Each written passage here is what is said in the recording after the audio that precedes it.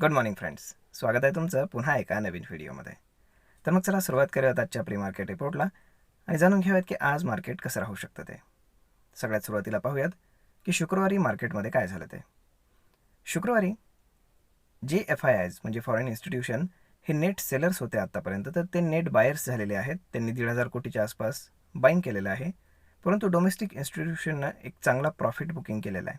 Almost 3,000 कोटींचं त्यांनी profit book केलेलं आहे, म्हणजेच सेलिंग केलं आहे. तर मग आता त्यामुळे मार्केट काय करते, कन्सॉलिडेट करते हायर लेवलला. म्हणजेच मार्केट ऑल टाईम हायच्या आसपास आहे. कधी ते ब्रेकही करते परंतु पुन्हा खाली येते, परंतु ते निगेटिव्हमध्ये जात नाही. का?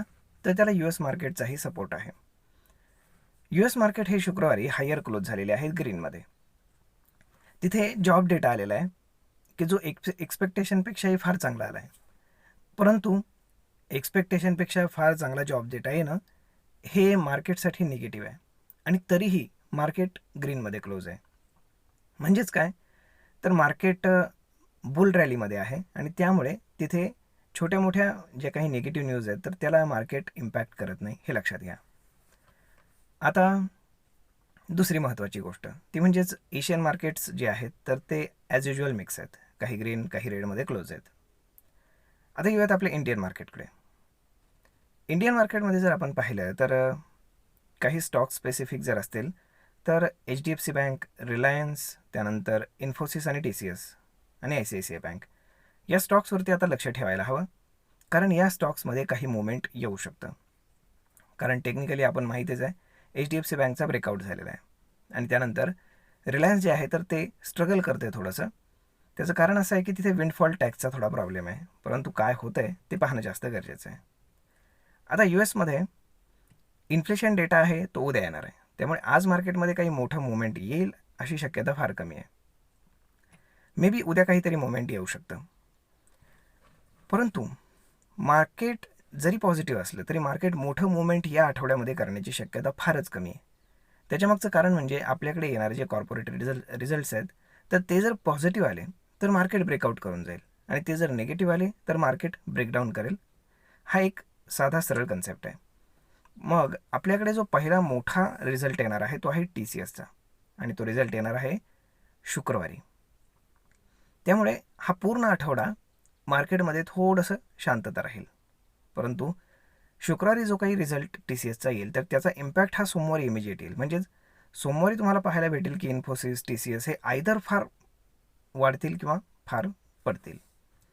तेच ठरवतील की मार्केटमध्ये काय होईल, कारण ते एक सेंटिमेंट क्रिएट करतील मार्केटमध्ये, पॉझिटिव्ह किंवा निगेटिव्ह. म्हणजे आता सगळं जे काय अवलंबून आहे तर ते येणाऱ्या कॉर्पोरेट रिझल्टवरती अवलंबून आहे. बघूयात काय होते ते. जर आता आपण ओपन इंटरेस्टच्या हिशोबाने जर कॅल्क्युलेशन करायचं म्हटलं तर सपोर्ट 22,000 आणि 22,100 या ठिकाणी जास्त पुट रायटिंग आहे आणि हायर लेवलला जर पाहिलं मंथली बेसिसवरती तर 23,000ला सगळ्यात जास्त कॉल रायटिंग आहे. त्यामुळे मार्केट पॉझिटिव्ह बायसमध्येच आहे, एवढं मात्र लक्षात ठेवा. जिथे कुठे तुम्हाला दिवसामध्ये 100 पॉईंट किंवा 1,200 पॉईंटच्या आसपास डीप मिळेल निफ्टीमध्ये तर तिथे तुम्ही बाईंग करू शकता. त्यामुळे अशा पद्धतीनं मार्केटमध्ये चांगल्यापैकी तुम्ही बाईंग करू शकता, कारण हे बाय ऑन डिपचं मार्केट आहे. आणि जर कुठेही मार्केटला तुम्ही शॉर्ट करायचा प्रयत्न केला तर मार्केट तुम्हाला ट्रॅप करू शकतं, एवढं मात्र लक्षात असू द्या. त्यामुळे सध्या सेलिंगच्या बाजूला तर तुम्ही जास्त पाहूच नका, बाईंगच्या बाजूला पहा. तर मित्रांनो, अशा पद्धतीनं राहणार आहे आजचं मार्केट. आज गिफ्ट निफ्टी इंडिकेट करत आहे की मार्केट एक 40-50 पॉईंट गॅपअप ओपन होणार आहे.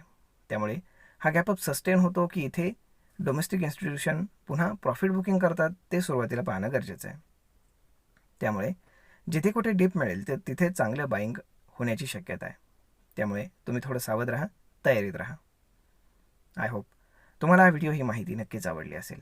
जर आवडली असेल तर आपल्या जवळच्या मित्रमंडळींसोबत देखील हा व्हिडिओ तुम्ही शेअर करायला विसरू नका. धन्यवाद.